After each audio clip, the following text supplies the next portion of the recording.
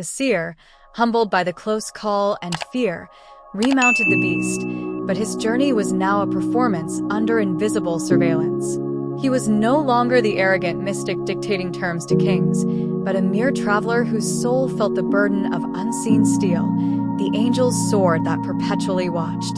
The man proceeding forward was no longer buoyed by the confidence of his profane fame, but was visibly marked and shaken by the severe, inescapable warning delivered by the heavens.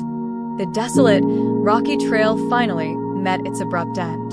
Ahead, in the vastness of the plain, the first faint but unmistakable outlines of Balak's massive encampment appeared. News of his arrival spread like wildfire through the royal sight. "He's coming. Balaam has crossed the desert." The anticipation in the Moabite camp was palpable, charged with a feverish anxiety. Balak, waiting on his ostentatious, makeshift throne, rushed out to greet Balaam. He was flanked by his proudest princes and laden with a profusion of valuable offerings. His countenance, though covered in glittering royal robes, could not conceal the deep distress and desperation that consumed him. To the king, Balaam was not just a man. In his mind, he was the decisive weapon, the crucial factor that would determine the future of his threatened nation. "Welcome to my dwelling, Master Seer," Balak said, his voice a jarring blend of fleeting relief and poorly concealed resentment. "Why were you so slow to accept my first summons? Did you perhaps doubt my ability to lavish you with adequate honors and rewards?" he asked, casting a look of veiled displeasure. Balaam, whose mind still echoed the terror of the drawn sword, answered him with unexpected, almost cold serenity. "Honors do not depend on your generosity, Your Majesty. I already informed your messengers that I can only utter what my God, the Lord, chooses to place in my mouth. My voice is an instrument, not my will." Balak ground his teeth, utterly frustrated. This was by no means the assurance he desired, but he was acutely aware that, at this critical juncture, he needed the psychic's power more than any army. The monarch then led the prophet to a strategic, elevated high place known as Bamithbal, a pagan sanctuary from which one could just barely glimpse a small, partial section of the colossal Israelite camp. Balak harbored the naive belief that by showing only a diminished portion of the enemy people, he could somehow manipulate Balaam's prophecy. "Erect 7 altars for me here," he commanded with a ceremonial tone. "We shall sacrifice a bull and a ram upon each one, to appease the deities." As the smoke from the 7 burnt offerings ascended, impregnating the air with the pungent smell of sacrificed flesh, Balaam withdrew from the group to seek the divine voice. However, what ascended upon him was not a word of damning judgment, but a powerful testimony of unbreakable protection. Balak waited for his return with extreme impatience. "Come forth now. Pronounce the bitter words we have so eagerly awaited." Balaam's response was a devastating blow, a complete rejection of all the Moabite king's hopes. "How can I curse whom God himself has not cursed? This people dwells in solitude, set apart from the nations, and shall be as innumerable and vast as the dust of the earth." "What have you done to me, man?" Balak screamed, completely losing his royal composure. "I specifically summoned you to cast a curse, and you have, 3 times now, spoken a blessing in its place. Did I not warn you that everything the Lord reveals to me, that is precisely what I am obligated to do?" replied Balaam, utterly unmovable, standing firm like a windswept rock. Despite the rhetorical defeat, Balak persisted in a third and final, desperate attempt. He took the prophet to Mount Peor, an even higher location from where he could behold the entirety of Israel's camp, spread out like an infinite sea of white tents across the plain. Balak built 7 more altars, repeating the ritual, but Balaam no longer needed to search for the divine voice. The Spirit of God descended powerfully upon him, overwhelming his senses. His eyes opened, and he no longer saw mere tents or men. He saw, in a profound vision, a nation chosen from eternity. "How beautiful are your dwelling places, O Jacob! They extend like well-watered valleys, like gardens by the riverbank, like cedars planted by the Most High. Israel shall devour nations.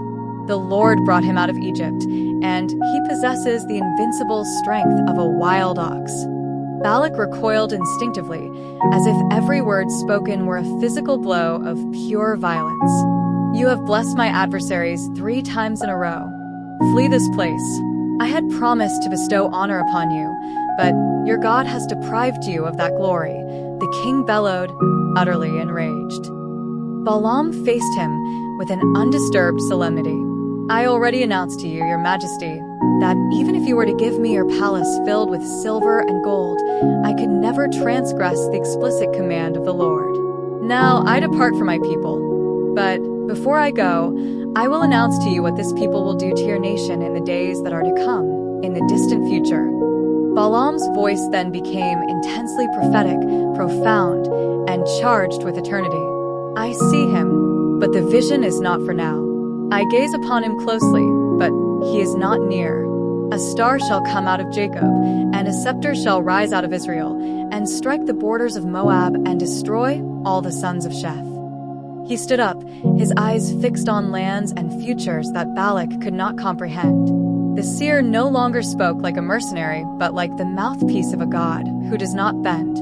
He prophesied the destruction of Amalek, the captivity of the Kenite, and he foresaw ships coming from the shores of Chittim, devastating future empires like Assyria.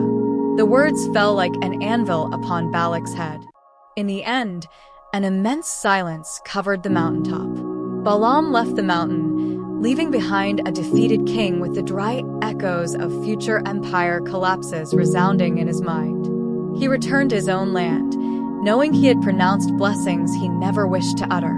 Although his lips had been an instrument of the Almighty, his heart remained the same, divided, avaricious, thirsty for the fame that Balak could not deliver. Balaam's internal struggle was far from over. While Israel camped in Shittim, Balaam, far from repenting, began to draw up a sinister plan. If he could not curse them with words, he would attempt to destroy them with temptation. He knew a vulnerable point that Balak was unaware of. The God of Israel is holy, and his people are only strong as long as they remain faithful. If they could be made to sin, the divinity himself would depart from them. This dark thought was the poisonous root of a seer's ultimate downfall. Balaam returned to Balak, this time not to prophesy, but to conspire. "You will not be able to defeat them with the sword, but you can cause God to cease being with them. Send your women, organize feasts, invite them to your idolatrous sacrifices. If they mix with your customs, if they eat from your altars, if they bow before your gods, only then will Israel fall." Balak's eyes lit up with a mixture of surprise and malice. Balaam was no longer speaking as a prophet, but as an evil strategist. Attracted by the beauty of the Moabite women, and then by the wine and music of the celebrations, many Israelites began to fall into the trap.